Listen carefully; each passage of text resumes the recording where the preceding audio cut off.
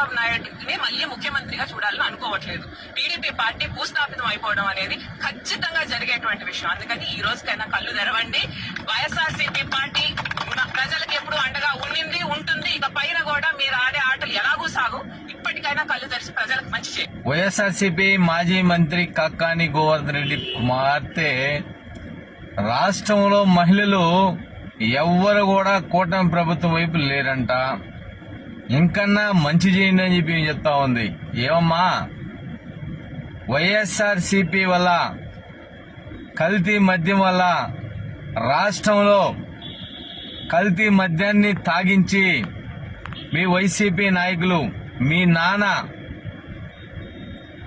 రాష్ట్రంలో ఎన్నో తాలుబొట్టులు తెగేదానికి కారకులైన వైఎస్ఆర్సీపీ, జగన్మోహన్ రెడ్డి, కాకాని గోవర్ధన్ రెడ్డి, రాష్ట్రంలో ఉన్న వైఎస్ఆర్సీపీ నాయకులు ఇది మర్చిపోవద్దు.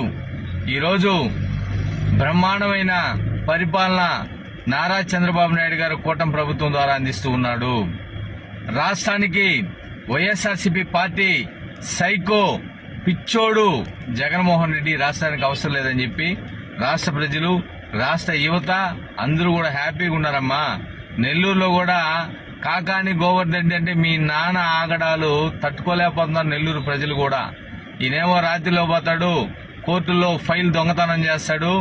ఇప్పుడేమో నీతి పురాణాలు ఈయన మాట్లాడుతూ ఉంటాడు. మళ్ళీ ఆయన తగ్గట్టుగా కుమార్తె వచ్చి ఈమె కూడా నీతులు చెప్తుందని జిల్లా వాసులు, జిల్లా ప్రజలు అసహించుకుంటున్నారమ్మా.